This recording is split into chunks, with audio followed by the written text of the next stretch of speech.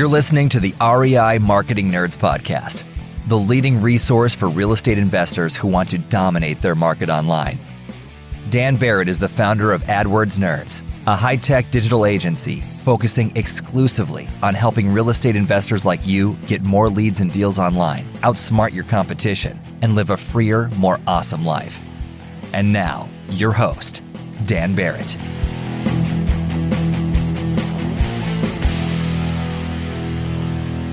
All right. Hello, everybody, and welcome to this week's episode of the REI Marketing Nerds Podcast. As always, this is Daniel Barrett here from AdWordsNerds.com.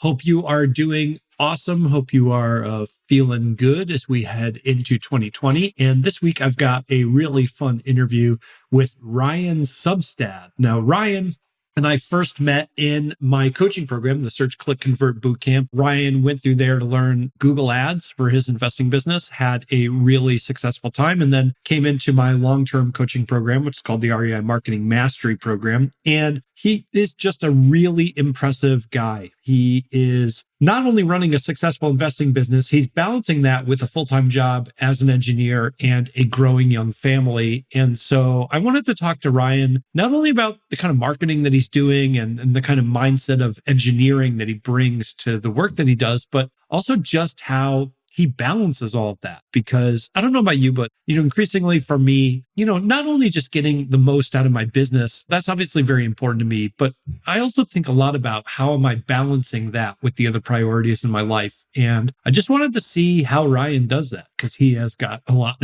going on. So without any further ado, let's get into my conversation with Ryan Substand. All right, everybody, this is Daniel Barrett, and I'm here with Ryan Substand. He is a real estate investor in the Seattle and surrounding areas. I would say if you're familiar with Seattle, which I'm not, but if you are familiar with the Seattle area, that's South King County and Pierce County. Ryan, welcome to the show, man. Thanks for being here. Yeah, thanks for having me. Yeah, it's my pleasure. So let's get started the way I usually like to, which is just tell me how you got started in real estate and in real estate investing. What was your into this weird world we're part of? Yeah, so I have a full-time job. I work for Boeing as an engineer. A couple of years ago, my wife and I and our 2-month-old went on a business trip to Japan for 4 months. It was kind of at the beginning of the trip while we were there that I was thinking, I don't know if I really want to do engineering, sit behind a desk for 40 more years and then retire. And so I thought, what can I do that I can kind of work for myself, I guess. So I did some research online, found a couple different options, but one of the main things that caught my eye was flipping houses. So that's kind of where I got into it. And so I did a bunch of research. I had a train ride into work every day in Japan. And so I was reading books both ways and took in a lot of information. And then we got back to Seattle. Seattle's a pretty expensive market. Houses are pretty expensive around here. So I thought, I'm originally from Minnesota. So I thought, my wife and I actually are. So we thought, let's move back to Minnesota and then we can get started there where things are a little cheaper. But things weren't working out to get back to Minnesota. So I decided to jump in here. And that's kind of how I got started. So that's interesting. So there's a couple of things that jump out at me about that story, but I'm curious. I don't want to lose the thread before I forget about it, which I forget about everything. So I feel like that's pretty inevitable. So do you feel like you have taken much from the engineering part of your life into the investing part of your life? Because it strikes me that there's like a certain kind of thinking and a certain kind of mindset in engineering, from what I understand, that I think it could be really useful in investing. And I'm wondering if you feel, or if you have felt the same way. Yeah. So I'd say a little bit. I'd say definitely on the numbers analyzing side.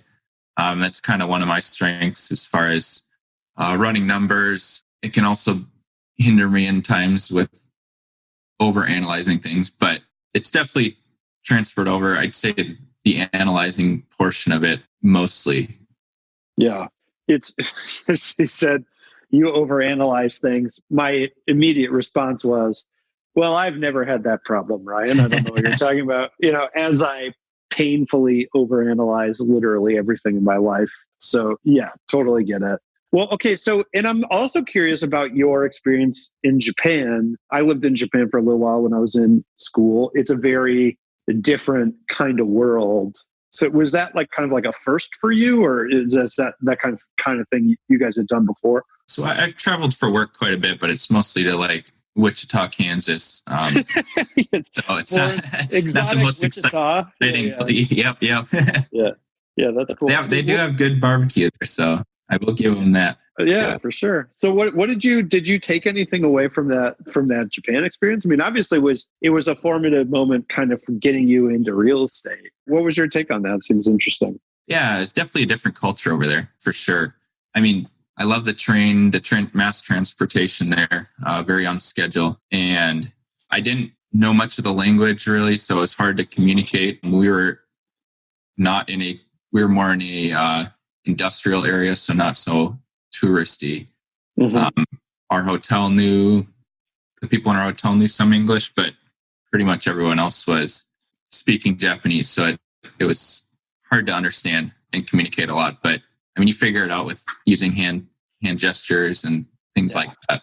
My wife met some other expats that were over there with their husbands working for Toyota and Lockheed Martin and things like that. So she had a good experience over there. I worked a lot, so it was hard to get that full Japanese experience. But yeah, it strikes me as like it's almost like every now and then when I get to travel with the band or I get to travel for music, it's always like people are like, "Oh, like did you get to like see the city?" And I'm like, "No, I didn't see any of the city." You know, I went to do the thing, and then I did the thing, and then I fell asleep. But so that's cool. So I want to make sure. So you are currently also working. You're still working as an engineer now, right? Or did you stop that? I am. Yep, I still am. So let's talk about your real estate investing business now, because I want to kind of make sure everyone gets the lay of the land of like what you're doing now.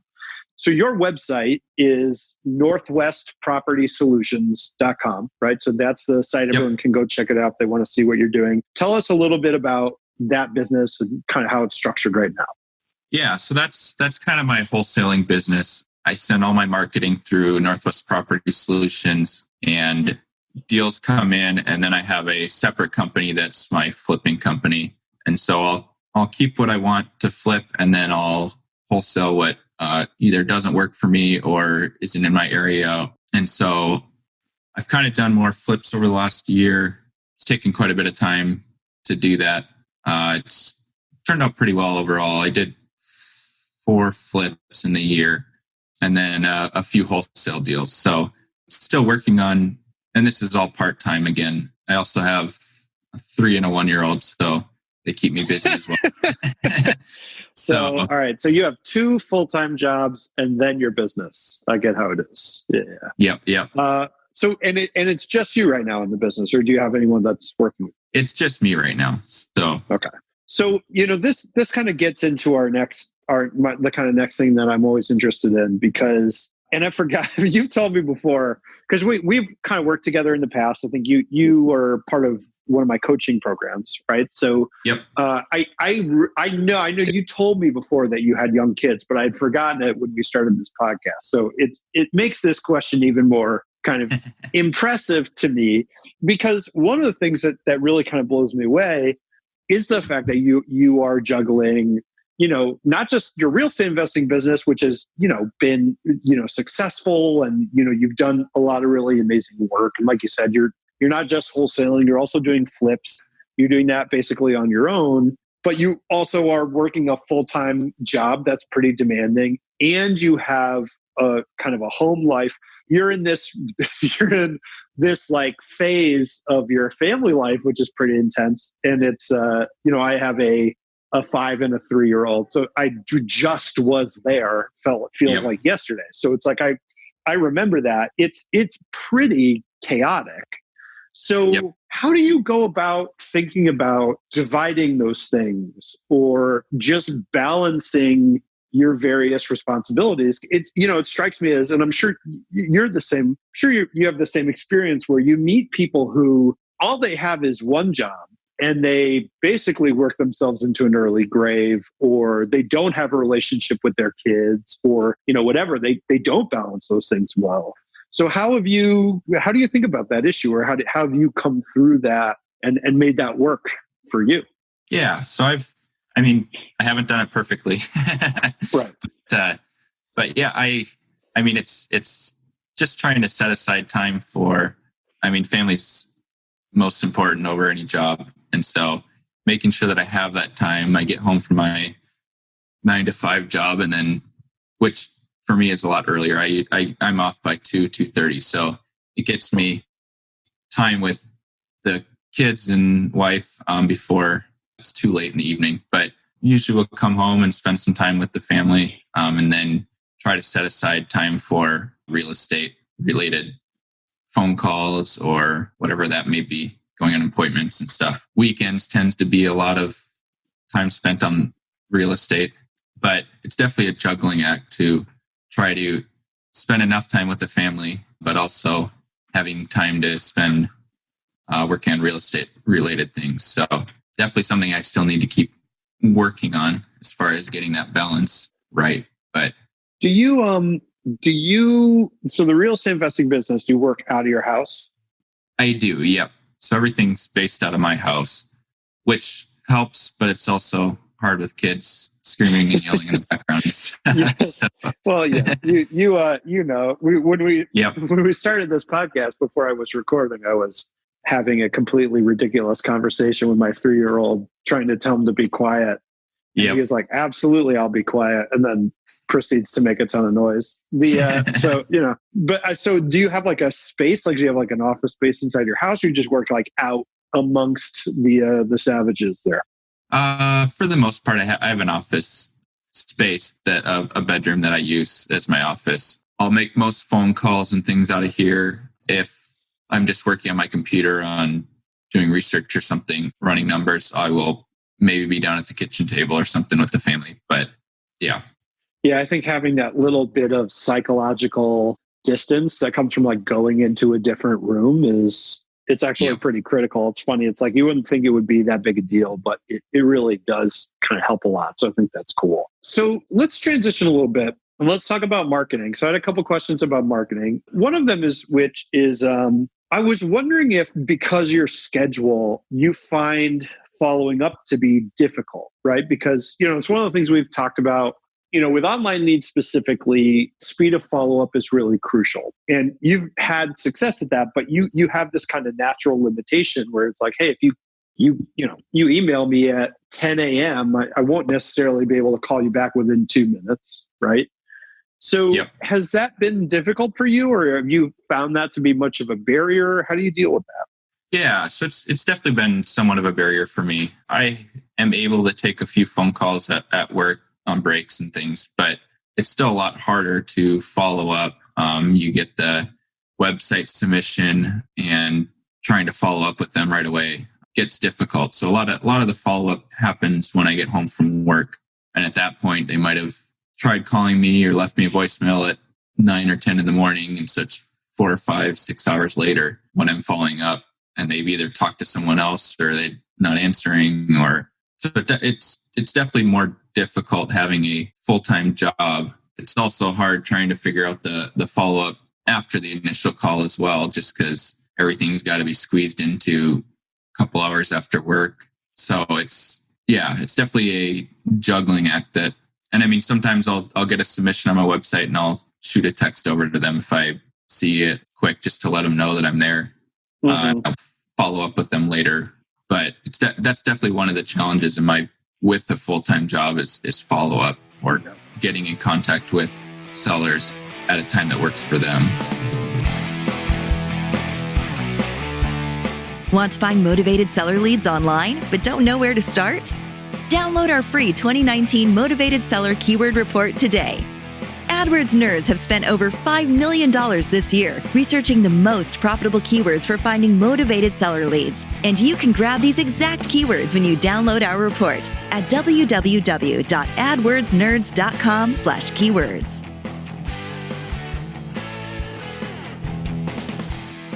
So let's talk about your marketing kind of stack or whatever you want to do. How are you finding sellers? Yeah, so I have a few different ways I find them. I do direct mail, so some of the lists are driving for dollars, finding distressed houses out driving, and then as well as have a couple lists of absentee owners, which is a big one for most people. And so I send direct mail to them as well as some ringless voicemail and email. And then on the other online side, I have working on SEO, but I have Google ads going as well. Good leads and some deals. So yeah, it's awesome. So yeah, that's how we met, right? You came through the coaching program. It's interesting, and we don't have to, I'm not trying to hype up the coaching program specifically, but I think it's interesting to talk a little bit about your experience of doing the ads yourself and kind of like coming in and learning that process and kind of getting it done, mostly because you have significantly less time than most people do. Yeah. So it's like, that's kind of like even more impressive. So what was that like? Was that like a huge jump for you, or was it kind of, you feel like, well, I had the engineering background, maybe that kind of makes it a little bit easier for you to kind of jump in and learn a new system. What was the process like of jumping in and kind of going through the program and learning that stuff to the point where you could apply it and get deals from it? Yeah. So I started, it would have been about a year ago. I think I went through your first Search, Click, Convert boot camp. And so that's kind of where I got introduced to Google Ads and the whole system and how to set up ads, how to manage the ads as time goes on. And then I joined the REI Marketing Mastery class maybe 5 or 6 months ago, I think it was. And so that's helped jumpstart or help grow my Google ads, as well as starting SEO and things like that. Google Ads is not super user friendly. So it was definitely helpful to have you there to walk through it and what we're kind of looking for as far as conversion rates and click-through rates and all of that. As you said, it is hard to keep that managed with the time constraint that I have, but you can definitely manage it in small portions of time each month. It doesn't have to be a lot of time put into it, which helps a lot. Yeah, I think that's actually a big misconception, especially because I think if you think about hiring an agency, like we have an agency, right, works with investors. And so when people hire us, they kind of see our team putting in like obscene amounts of hours or whatever, right? And that's partially because it's like, hey, like, you're hiring a professional team, you're probably spending a significant amount of money on that. That's what you expect. But I think for the average investor who's not maybe spending, they're not spending $10K a month or something like that on ads, you can have a system. And that's like what the course is based around. You can have just kind of a process, checklisted out process that says, hey, here are the most important things you need to do. And that's 90% of it. And you can get it done in a couple hours a month, right? So I think that's a big misconception. And I love that you did deals from that, because I think you're a really good example of someone who came in and really implemented what we taught. So that's awesome. I mean, for your direct mail, are you sending out like the same piece multiple times? Like how do you think of it through mailing, and kind of how does your mail process work? Yeah, so I've kind of changed up my mail process a little bit recently. I'm starting to have more of a systemized approach to it, as far as how I split my list and how I mail to it consistently. Prior to, I'd say I'd get a list from a title company and then send out letters every month and switch between, I'd maybe get 3 or 4 lists and mail it once per quarter or so.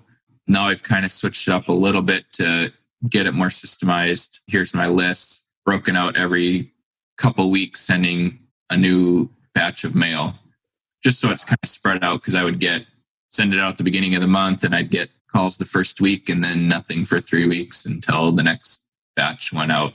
and then piling on ringless voicemail and email onto that as well, just to keep the touches up. Because as most of you know, I think it's 7 touches before you get the biggest response. And so keeping that consistency up, because things change in life for everyone. Yeah, so I've kind of changed it up recently and just starting to roll that system out, getting more systematized in my direct mail, I guess is what I would say.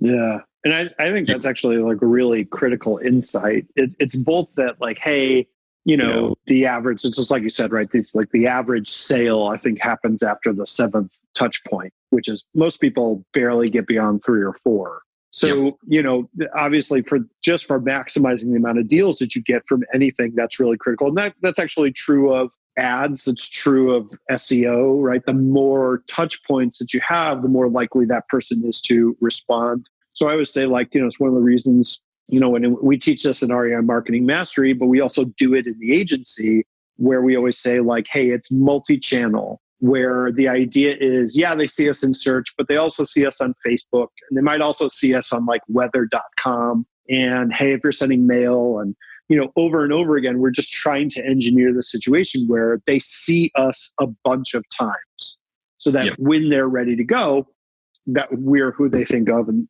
we're the ones that they come to. So there's that. But then I think you also hit on something really important, which is spreading out your pipeline of deals, because so many investors go through this boom and bust cycle. It's like everyone's fear is, I'm not going to get any leads, right? And that's obviously bad.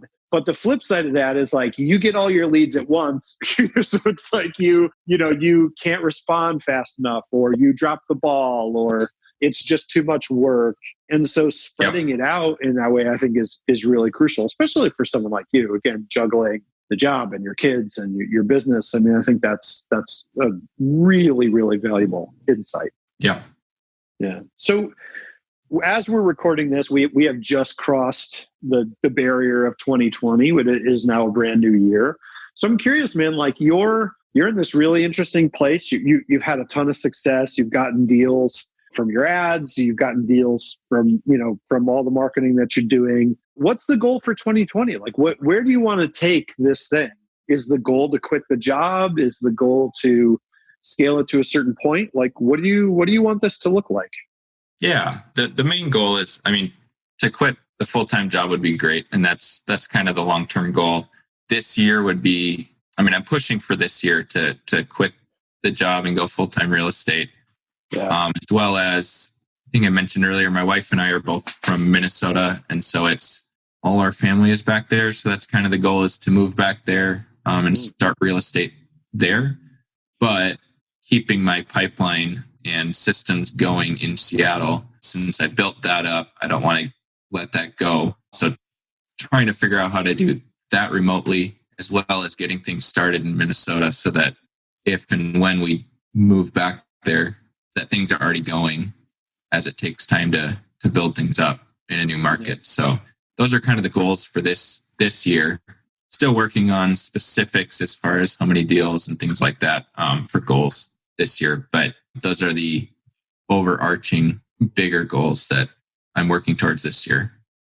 Yeah, that's awesome, man. I mean, that's really exciting, kind of life-changing stuff. So that's pretty awesome. Yeah. And I think I will say, like, I think you have proven yourself to be someone who really seeks out information and acts on it. So I think of all the people I've ever talked to who say like, well, hey, this is my big goal.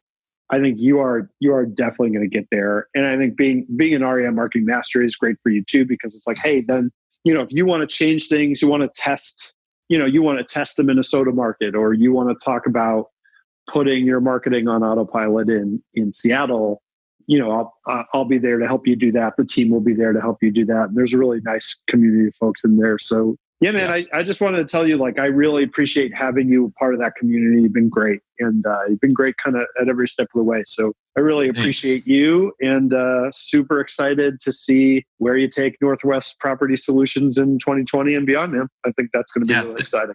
Thanks. I appreciated all the help from your side as well. Yeah, man. Cool. Well, Ryan, it's been great having you. Is there anywhere else online that you want people to come and find you if they want to connect, or is northwestpropertysolutions.com just kind of the best place? Yeah, that's the best place. And there's a phone number and email in there if you want to reach out. Cool. All right. Well, everybody go check out northwestpropertysolutions.com. Say hello to Ryan. Ryan Substand, thank you so much for having us, man. Thank you so much for having us. And thank you so much for being on the show. I really appreciate it, dude. It's been great. Yeah, thanks so much. All right. Cheers, Ryan. That's it for this week's episode of the REI Marketing Nerds podcast. Hey, if you are not in our Facebook group, you need to get there. You can go to adwordsnerds.com/group. That's adwordsnerds.com/group. Or just go to Facebook and type in REI Marketing Nerds. You'll find us. I am in there every single day. We're posting trainings, content, answering questions, providing support. We are really trying to make it the absolute most valuable Facebook group for investors anywhere. And I would love for you to be a part of it. So once again, you can go to adwordsnerds.com/group or go on Facebook and type in REI Marketing Nerds, and I would love to have you in there. So I will see you guys next week. Hope you're having an awesome day and hope you have an awesome rest of your week. And I will talk to you very soon.